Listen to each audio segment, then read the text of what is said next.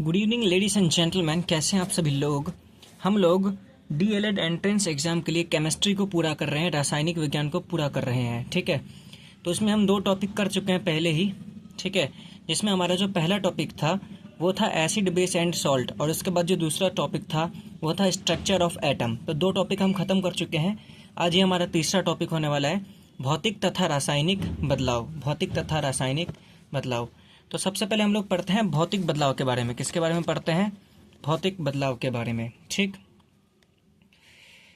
भौतिक बदलाव जिसको इंग्लिश में बोलते हैं फिजिकल चेंज। क्या बोलते हैं?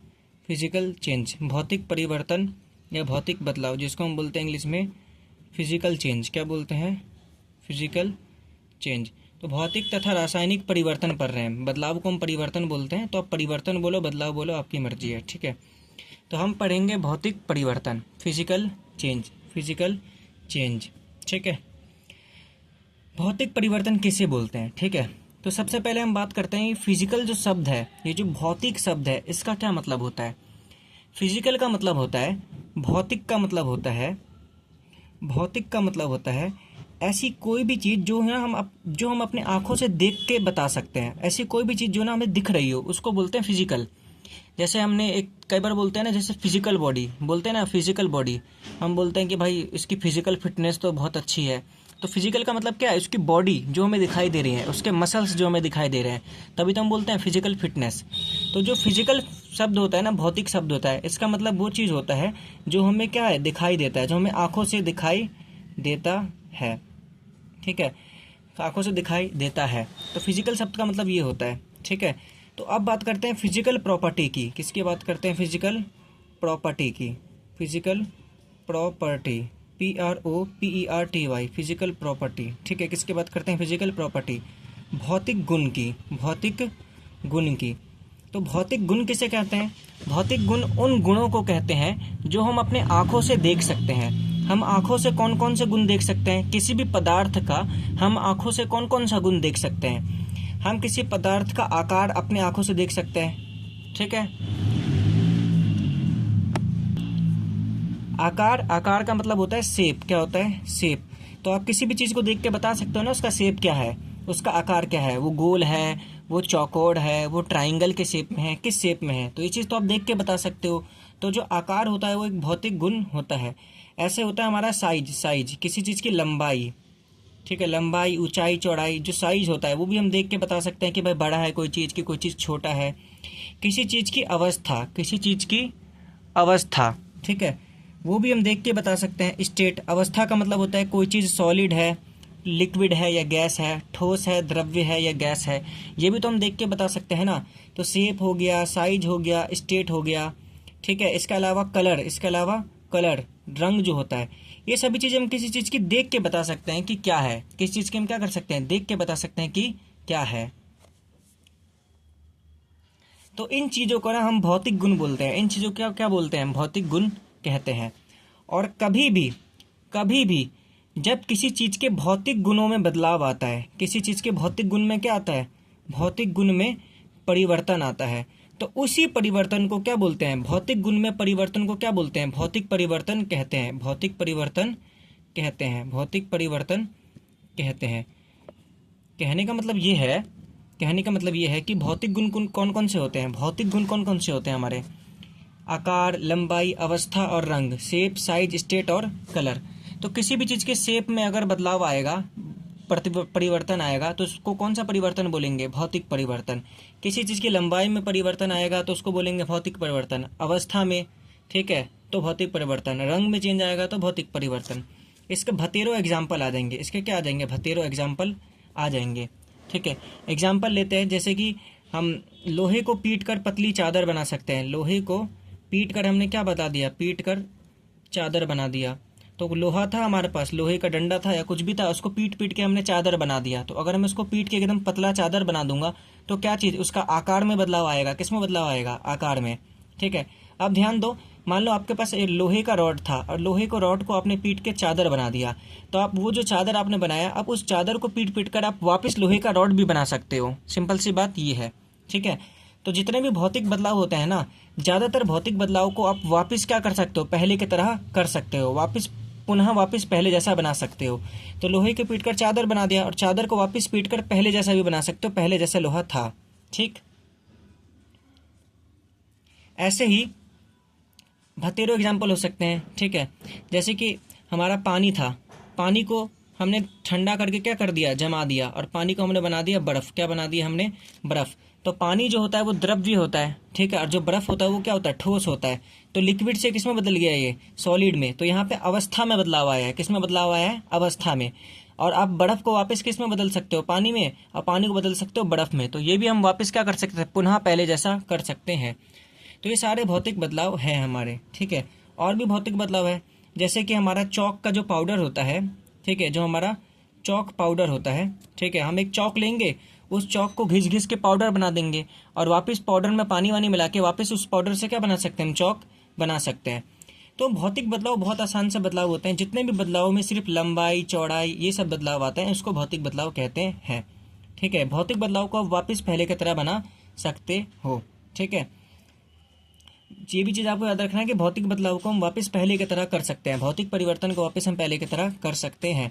और भी भौतिक परिवर्तन के एग्जाम्पल हो जाएंगे, जैसे कि आपने एक कागज़ था, कागज़ को मोड़ दिया, कागज़ को क्या कर दिया, मोड़ दिया। तो कागज़ को अगर आप मोड़ दोगे या फिर कागज़ को आप काट पीट दोगे तो कागज़ के साइज में और शेप में ही तो बदलाव आएगा, और तो किसी चीज़ में बदलाव नहीं आएगा ना।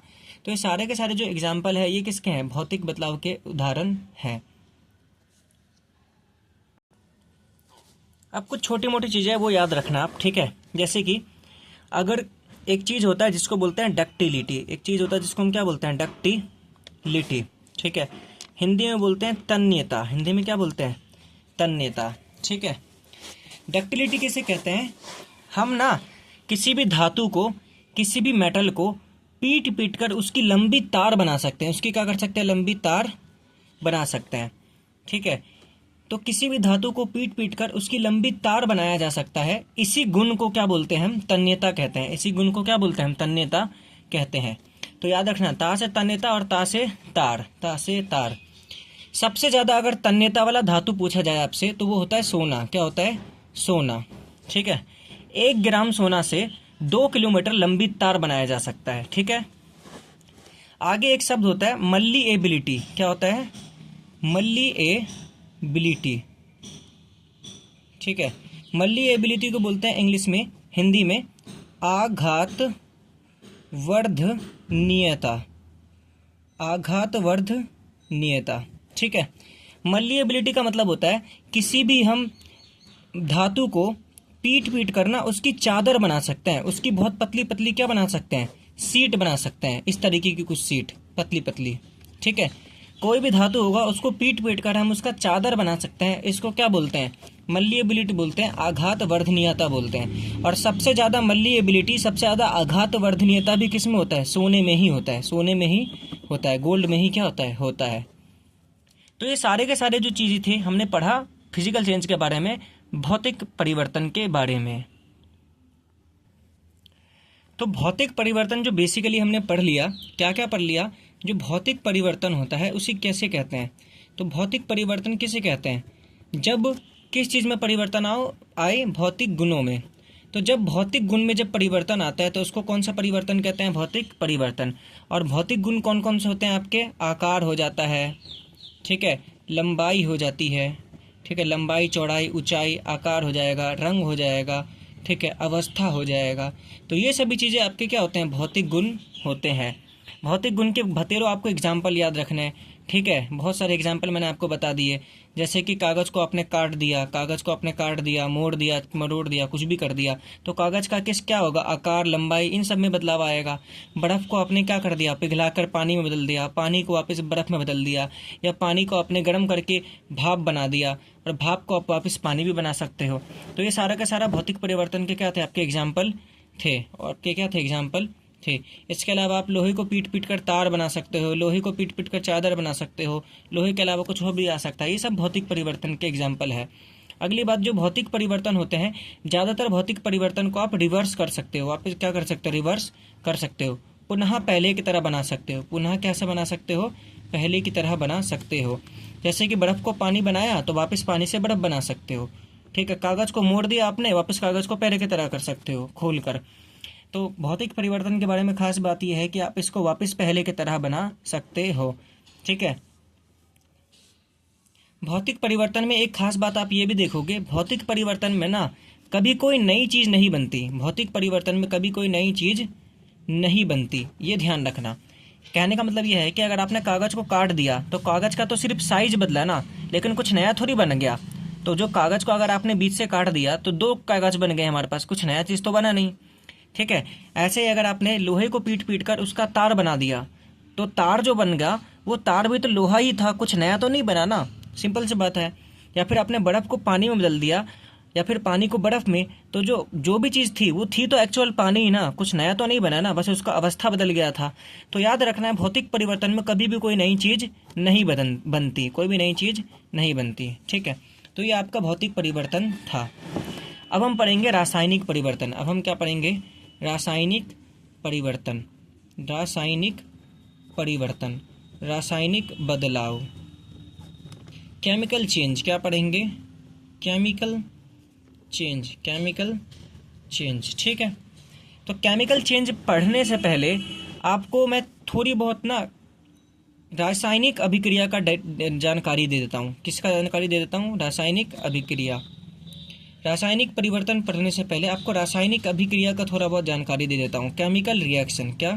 Chemical reaction. आपने 10वीं क्लास में बहुत सारे केमिकल रिएक्शन पढ़े होंगे, 9वीं 10वीं क्लास में, कि केमिकल रिएक्शन कैसे कैसे होता है। ठीक है। तो केमिकल रिएक्शन कैसे कैसे होता है, तो उनमें से 2 टाइप का केमिकल रिएक्शन है जो मैं आपको पढ़ाऊंगा, जो भी रासायनिक परिवर्तन समझने में हमारी मदद करेगा। ठीक है। एक केमिकल रिएक्शन आपको मैं समझाता हूँ, ऐसा वाला। ठीक है।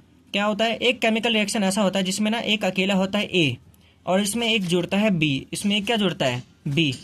तो ये दोनों जुड़ के बना लेते हैं ए बी। ये दोनों जुड़ जाते हैं, ये दोनों एक दूसरे से क्या हो जाते हैं? जुड़ जाते हैं। ठीक है। ये ए बेचारा सिंगल था, ये बी भी बेचारा क्या था? सिंगल था।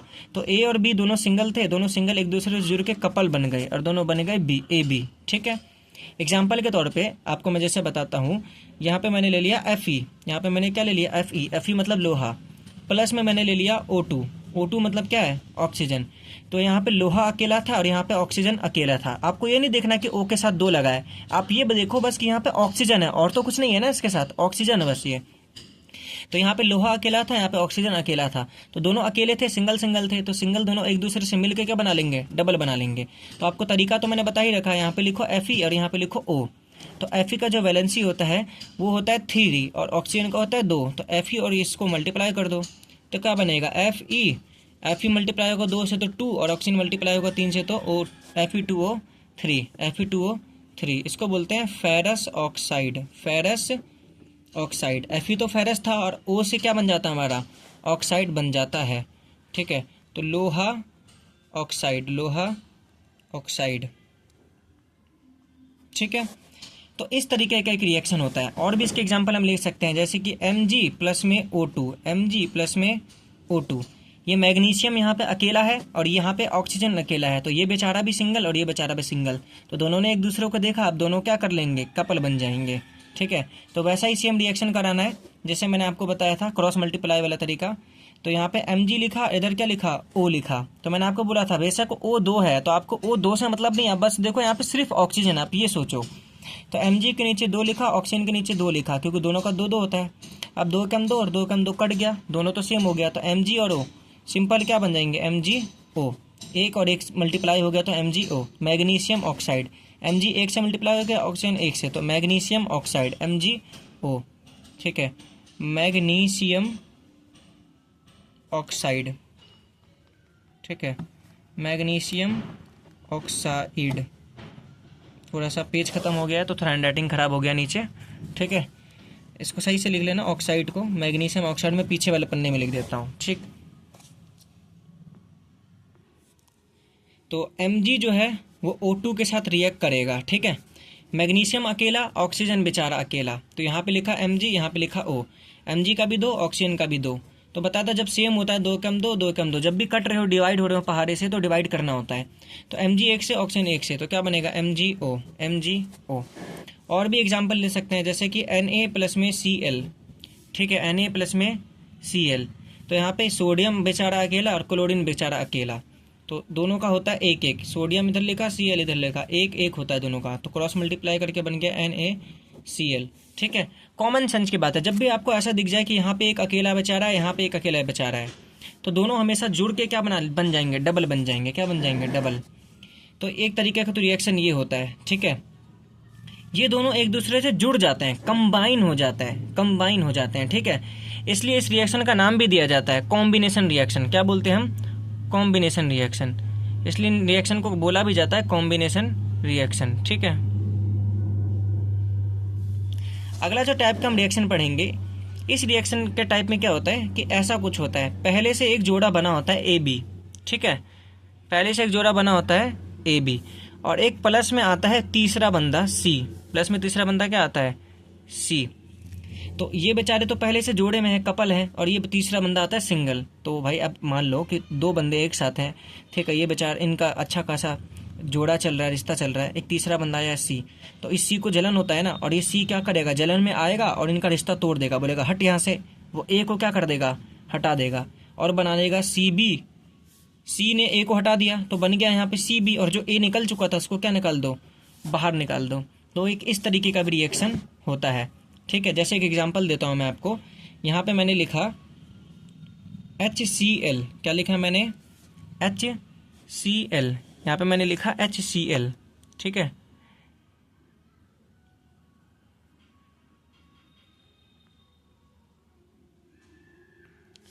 तो यहाँ पे मैंने लिखा HCl। अब HCl में मैंने एक जोड़ दिया Na। क्या जोड़ दिया, Na। अब आप यहाँ पे ध्यान से देखोगे, यहाँ पे है H हाइड्रोजन, और यहाँ पे क्या है, क्लोरीन। तो हाइड्रोजन और क्लोरीन ये दो बंदे हैं, और इनका अच्छा खासा रिश्ता चल रहा है, और सोडियम आया बाहर से। सोडियम क्या करेगा, देखेगा कि इन दोनों में से किसको हटा सकता है। तो सोडियम आएगा, बोलेगा इन दोनों का रिश्ता अच्छा चल रहा है, रिश्ता तोड़ा जाए। तो सोडियम हाइड्रोजन को हटा देगा और इसके जगह आ जाएगा। तो Na आ गया किसके जगह, H के जगह पे, और Cl का Cl, NaCl। प्लस में H को बाहर निकाल दो। तो H कभी अकेला नहीं निकलता, H हमेशा दो होता है, H2 गैस। H2 गैस आपने पढ़ा होगा, हाइड्रोजन गैस होता है, तो ये क्या बनेगा, H2 गैस। तो कुछ इस तरीके से ये वाला रिएक्शन होता है। और भी एग्जाम्पल हम इसके ले सकते हैं, जैसे कि हम इसके एग्जाम्पल ले सकते हैं CuSO4 प्लस में Fe, कॉपर सल्फेट। अब यहाँ पे देखो, कॉपर का और SO4 का मतलब सल्फेट, इन दोनों का रिश्ता अच्छा खासा चल रहा था। अब Fe को होगा जलन, Fe आएगा और कॉपर को क्या कर देगा, हटा देगा, बोलेगा हट यहाँ से, इतना अच्छा का रिश्ता कैसे चल रहा है तेरा। तो यहाँ पे बनेगा FeSO4, और जो कॉपर था उसको क्या निकाल दो, बाहर निकाल दो, कॉपर को क्या निकाल दो, बाहर निकाल दो। तो एक इस तरीके का रिएक्शन होता है। दो टाइप के क्या होता है, रिएक्शन होते हैं, तो आपको ये ध्यान रखना है। ठीक, अब पढ़ते हैं हम लोग रासायनिक बदलाव क्या होता है। अब हम पढ़ते हैं रासायनिक बदलाव क्या होता है, अब आपको अच्छे से समझ में आएगा रासायनिक बदलाव। ठीक है, रासायनिक बदलाव किसे कहते हैं, देखो ऐसा कोई भी बदलाव, ऐसा कोई भी चेंज, ठीक है, जिसमें कुछ नया बनता है, जिसमें क्या बनता है, कुछ नया बनता है, उस बदलाव को बोलते हैं रासायनिक बदलाव। उस बदलाव को क्या बोलते हैं, रासायनिक बदलाव। रासायनिक बदलाव के बारे में खास बात क्या है, इसको पहले जैसा नहीं कर सकते, पहले जैसा नहीं कर सकते, पहले जैसा नहीं कर सकते। ठीक है, जैसे कुछ नया बनने का मतलब क्या है, जैसे दूध है, दूध से हम दही बनाते हैं, तो दही ना बिल्कुल नई चीज़ होती है, तो दूध से आपने दही बनाया तो कुछ नया बना, तो इस बदलाव को हम क्या बोलेंगे, रासायनिक बदलाव। आप पहले जैसा भी नहीं कर सकते इसको, क्या आप दही से वापस दूध बना सकते हो, नहीं बना सकते ना, सिंपल सी बात है। तो वो भी क्या हुआ, रासायनिक बदलाव। तो रासायनिक बदलाव ऐसे बदलाव को बोलते हैं जिसमें कुछ नया बनता है और आप इसको वापस पहले जैसा नहीं कर सकते।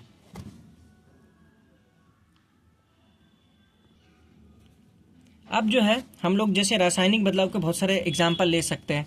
ठीक है, जैसे दूध था, ठीक है, दूध से आप दही बना दिया आपने, ठीक है, दूध से क्या बना दिया, दही बना दिया, तो बिल्कुल कुछ नई चीज़ बनी है, तो आप इसको पहले की तरह तो नहीं कर सकते ना, दूध से दही बन गया, दही से दूध तो नहीं बना सकते पहले की तरह।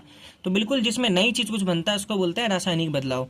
लोहे पे जंग लग गया, लोहे पे क्या लग गया, जंग लग गया, तो ये जो जंग है ना, ये बिल्कुल एक नई चीज़ है। ठीक है, लोहे पे जंग लग गया, अब जंग को वापस आप लोहा नहीं बना सकते, अब जंग उसमें से हटा सकते हो, जंग को रगड़ोगा तो जंग नीचे गिर जाएगा, लेकिन जंग को वापस लोहा आप नहीं बना सकते। ठीक है, आपने कागज को जला दिया, आपने क्या कर दिया, कागज को जला दिया। तो जब भी हम किसी चीज को जलाते हैं ना, तो बहुत सारा गैस बनता है, बहुत सारा क्या बनता है, गैस बनता है, और साथ में राख भी बनता है। तो किसी भी चीज को जलाएंगे तो राख बनेगा, और राख क्या होती है, एक नई चीज होती है। तो किसी भी चीज को जलाएंगे तो क्या बनेगा, रासायनिक बदलाव बनेगा। तो दूध से दही, लोहे पे जंग, कागज को जलाना। एक होता है प्रकाश संश्लेषण। पौधे जो प्रकाश संश्लेषण करते हैं, तो पौधे जब प्रकाश संश्लेषण करते हैं तो पौधे क्या बनाते हैं, खाना बनाते हैं। तो खाना बनता है, एक नई चीज बनती है, ठीक है। अब पौधे ने प्रकाश संश्लेषण की मदद से खाना बना दिया। अब क्या उस खाने को वापस पौधा प्रकाश बना सकता है, लाइट बना सकता है, नहीं बना सकता ना। तो प्रकाश संश्लेषण भी क्या होता है, रासायनिक बदलाव होता है। तो रासायनिक बदलाव वो बदलाव होता है जिसको आप पहले जैसा नहीं कर सकते, और दूसरी बात, इसमें हमेशा कुछ ना कुछ नया चीज बनेगा। अब कुछ रासायनिक बदलाव के कुछ इंपॉर्टेंट एग्जाम्पल ले लेते हैं हम लोग। जैसे कि एक होता है मैग्नीशियम रिब्बन को जलाना, मैग्नीशियम रिब्बन को जलाना, मैग्नीशियम रिब्बन को जलाना। देखो, जब भी हम किसी चीज़ को जलाएंगे ना, तो सिंपल सी बात है, वो रासायनिक बदलाव ही होता है। क्योंकि जब भी हम कुछ चीज़ को जलाते हैं ना, तो बहुत सारे नए नए तरीके के गैस बनते हैं, ठीक है। धुआं निकलता है किसी चीज़ को जलाने से, तो धुआं बना तो कुछ नया चीज़ बना ना। तो किसी भी चीज़ को जलाएंगे तो रासायनिक बदलाव ही होगा, ठीक है। तो ऐसे हमें मैग्नीशियम रिब्बन को जलाना है, ठीक है। अब मैग्नीशियम रिब्बन ले लिया मैंने Mg, मैग्नीशियम रिब्बन ले लिया मैंने Mg। तो किसी भी चीज़ को जलाऊंगा तो वो किसके साथ रिएक्ट करेगा, ऑक्सीजन के साथ। कॉमन सी बात है, Mg प्लस में O2। तो मैंने आपको एक रिएक्शन पहले से पढ़ा दिया था कि अगर यहाँ पर एक सिंगल हो और यहाँ पर भी क्या हो, एक सिंगल हो, तो दोनों जुड़ के क्या बना लेते हैं, डबल बना लेते हैं। क्या बना लेते हैं, डबल, ठीक है। वरना एक और तरीके से आप याद रख सकते हो कि जहाँ पर भी आपको ऑक्सीजन दिख जाए, ऑक्सीजन बहुत बड़ा चिपकू होता है, और ऑक्सीजन सबके साथ ना चिपक जाता है, ठीक है, बहुत ज़्यादा चिपकू होता है। तो बस रिएक्शन करो, यहाँ पे लिखा Mg और यहाँ पे लिखा मैंने O। Mg का 2, ऑक्सीजन का 2, क्रॉस मल्टीप्लाई कर दो, 2 एकम 2, 2 एकम 2, तो क्रॉस मल्टीप्लाई में 1 और 1 से मल्टीप्लाई होंगे तो क्या बनेगा, MgO, MgO। इसमें आप ध्यान रखना मैग्नीशियम रिब्बन के बारे में कुछ खास बात। जब ये जलता है ना, जब मैग्नीशियम रिब्बन को हम जलाते हैं ना, तो भाई कुछ खास बात होता है, ठीक है। जलाया तो आपने बहुत चीज़ होगा अपने ज़िंदगी में, लोगों की भी जलाई होगी, लेकिन मैग्नीशियम रिब्बन को अगर जलाओगे ना, कुछ खास बात होता है। मैग्नीशियम रिब्बन ना सफ़ेद चमकदार आग के साथ जलता है, सफ़ेद चमकदार आग, ठीक है। आप एक बार यूट्यूब पर सर्च करना मैग्नीशियम रिब्बन को जलाने का रिएक्शन। तो मैग्नीशियम रिब्बन जब जलेगा ना, तो सफ़ेद चमकदार आग के साथ जलता है, बिल्कुल सफ़ेद आग। मैग्नीशियम रिब्बन का जो राख बनता है ना, उसका फॉर्मूला होता है MgO। सिंपल सी बात है, ये मैग्नीशियम रिब्बन था, ये ऑक्सीजन के साथ मिलकर जल गया, तो लास्ट में क्या बना, राख बना। मैग्नीशियम रिब्बन का राख का फॉर्मूला क्या होता है, MgO, magnesium oxide, magnesium oxide, magnesium oxide. और मैग्नीशियम रिब्बन का जो राख होता है ना, वो भी सफ़ेद रंग का होता है। किस रंग का होता है, सफ़ेद। तो मैग्नीशियम रिब्बन जलता भी सफ़ेद आग के साथ है, और इसका जो राख बनता है वो भी सफ़ेद बनता है। तो अभी तक आपको पता होगा कि सब राख जो है ना, लाल काले कलर के होते हैं राख, लेकिन मैग्नीशियम रिब्बन का जो राख होता है वो सफ़ेद रंग का होता है, और ये जलता भी सफ़ेद आग के साथ है। अच्छा, रिवीजन करते हुए मैं आपसे एक सवाल पूछता हूँ जो कि इम्पोर्टेंट है। आप मुझे ये बताओ, MgO, ठीक है, ये अम्ल होगा कि क्षारक होगा, आप खुद बताओ, ये अम्ल होगा कि क्षारक होगा। तो आपको मैंने बताया था, ठीक है, ये तो ऑक्साइड है, ये O मतलब क्या है, ऑक्साइड। तो मैग्नीशियम ऑक्साइड, O तो आपका ऑक्साइड हो गया, O क्या है, ऑक्साइड। तो मैग्नीशियम ऑक्साइड में O तो ऑक्साइड है, और ये जो मैग्नीशियम है ये क्या है, एक धातु है। मैंने बताया था, जिसमें भी लास्ट में यम आता है, यम, मैग्नीशियम, कैल्शियम, वो क्या होता है, धातु। तो धातु ऑक्साइड, और धातु ऑक्साइड क्या होता है, मैंने आपको बताया था, क्षारक होते हैं। क्या होते हैं, क्षारक। तो MgO जो होगा ना, क्या होगा, एक तरीके का क्षारक होगा, एक तरीके का क्या होगा, क्षारक होगा। आपको ये याद रखना है, ठीक है। अच्छा, एक और इम्पोर्टेंट बात, मान लो आपने MgO को किस में मिला दिया, पानी में। किस में मिला दिया, पानी में। आपने MgO को H2O में मिला दिया, ठीक है। तो एक रिएक्शन होता है, थोड़ा सा इंपॉर्टेंट सा रिएक्शन आप याद करना। ये O है और ये O है, दोनों मिलके बन जाते हैं 2O। कितने 2 हो जाते हैं, 2O। Mg और H तो पहले से 2 था, तो OH हो जाता है 2। याद रखना ये रिएक्शन। MgO को पानी में मिला देंगे तो बनेगा MgOH का 2। Mg का मतलब तो मैग्नीशियम ही है, ठीक है, और OH का मतलब मैंने आपको पढ़ाया था हाइड्रो ऑक्साइड। क्या है, हाइड्रो ऑक्साइड, ठीक है, मैग्नीशियम हाइड्रोक्साइड, ठीक है, हाइड्रोक्साइड, मैग्नीशियम हाइड्रोक्साइड, ठीक है। अब आपको मैंने एसिड बेस वाले में पढ़ाया था कि चाहे धातु ऑक्साइड हो या फिर धातु हाइड्रो ऑक्साइड हो, दोनों क्या होते हैं, क्षारक होते हैं, दोनों क्या होते हैं, क्षारक होते हैं। ठीक है, इसलिए आप चाहे MgO पर लिटमस का इस्तेमाल करो या MgOH का होल ट्वाइस पे लिटमस का इस्तेमाल करो। ठीक है, आप किसी पर भी लिटमस पत्र का इस्तेमाल करो, लिटमस का रंग क्या हो जाएगा, नीला हो जाएगा। लिटमस का रंग क्या हो जाएगा, नीला, क्योंकि ये भी क्षारक है और ये भी क्षारक है। एग्जाम में इंपॉर्टेंट है, पूछ सकता है कि अगर मैग्नीशियम हाइड्रोक्साइड में लिटमस पेपर को डुबाया जाए तो उसका रंग क्या हो जाएगा, नीला, क्योंकि ये दोनों क्या होते हैं, क्षारक होते हैं। मैग्नीशियम हाइड्रोक्साइड क्या, कोई भी धातु ऑक्साइड या फिर कोई भी धातु हाइड्रोक्साइड हो, उसमें लिटमस को डालेंगे तो उसका रंग नीला ही होगा। आपको ये याद रखना है, आपको ये याद रखना है। ठीक है, अब आगे चलते हैं। अगला जो हमें एक रासायनिक बदलाव पढ़ना है जो इम्पोर्टेंट है, वो है कॉपर सल्फेट का। क्या होता है, कॉपर सल्फेट का, ये बहुत इंपॉर्टेंट है। Cu का मतलब होता है कॉपर, Cu का मतलब है कॉपर, और SO4 का मतलब होता है सल्फेट। क्या होता है, sulphate, copper sulphate, copper sulphate. ठीक है, होता क्या है कि हम एक जार में ना कॉपर सल्फेट का ले लेते हैं पानी, कॉपर सल्फेट का ले लेते हैं सॉल्यूशन, विलयन।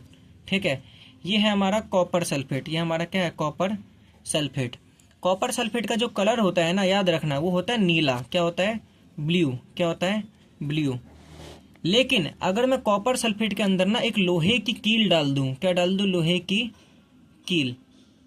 अगर मैं इस कॉपर सल्फेट के अंदर एक चमचमाता लोहे का कील डाल दूं, क्या डाल दूं, लोहे का कील, बिल्कुल नया चमकता हुआ, तो एक बहुत इंपॉर्टेंट रिएक्शन होता है। होता क्या है कि अगर मैं नीले रंग के कॉपर सल्फेट में एक लोहे का कील डाल दूं तो प्लस क्या कर दूं, Fe, कॉपर सल्फेट में प्लस क्या कर दूं, Fe। तो मैंने आपको ये वाला रिएक्शन पहले बताया था, यहाँ पे कॉपर का और यहाँ पे SO4 का। अच्छा खासा ये दोनों क्या थे, कपल थे, आराम से खुशी के साथ जी रहे थे। यहाँ पे एक तीसरा बंदा आ गया, अब इसको जलन होगा कि ये दोनों खुशी के साथ कैसे जी रहे हैं, तो Fe आएगा और कॉपर को क्या कर देगा, हटा देगा, इसका रिश्ता तोड़ देगा, और FeSO4 बन जाएगा और कॉपर क्या निकल जाएगा, बाहर निकल जाएगा। तो याद रखो, कॉपर सल्फेट का रंग तो था ब्लू, ठीक है, नीला, लेकिन जो FeSO4 बनता है, Fe का मतलब है फेरस, लोहा सल्फेट, तो फेरस सल्फेट का जो रंग होता है ना, ग्रीन होता है। क्या होता है, ग्रीन। ये इंपॉर्टेंट बात है, इसका रंग होता है हरा। तो अगर हम कॉपर सल्फेट में लोहे की कील डालते हैं ना, तो कॉपर सल्फेट का जो कलर है ना, कुछ समय बाद क्या हो जाता है, हरा हो जाता है। कुछ समय बाद क्या हो जाता है, हरा हो जाता है, क्योंकि लोहे की कील डालने के बाद अब ये कॉपर सल्फेट जो है ना, किस में बदल चुका है, फेरस सल्फेट में बदल चुका है। बहुत इंपॉर्टेंट बात है, कॉपर सल्फेट में लोहे की कील डालने पर उसका कलर हो जाता है हरा, क्योंकि कॉपर सल्फेट तो नीला था, लोहे की कील डालते ही अब वो किस में बदल गया, फेरस सल्फेट में, और फेरस सल्फेट का कलर क्या होता है, हरा होता है। तो ये एक इंपॉर्टेंट रिएक्शन जो आपको याद रखना है। अगला जो आपका इंपॉर्टेंट रासायनिक परिवर्तन है, वो है सिरका प्लस में बेकिंग सोडा का, प्लस में बेकिंग सोडा का। ठीक है, सिरका प्लस में बेकिंग सोडा का। ठीक है, अगर बेकिंग सोडा के अंदर सिरका मिला दे तो क्या होगा, तो बेकिंग सोडा तो आपको पता है क्या होता है, NaHCO3, यही होता है ना बेकिंग सोडा, इसका फॉर्मूला।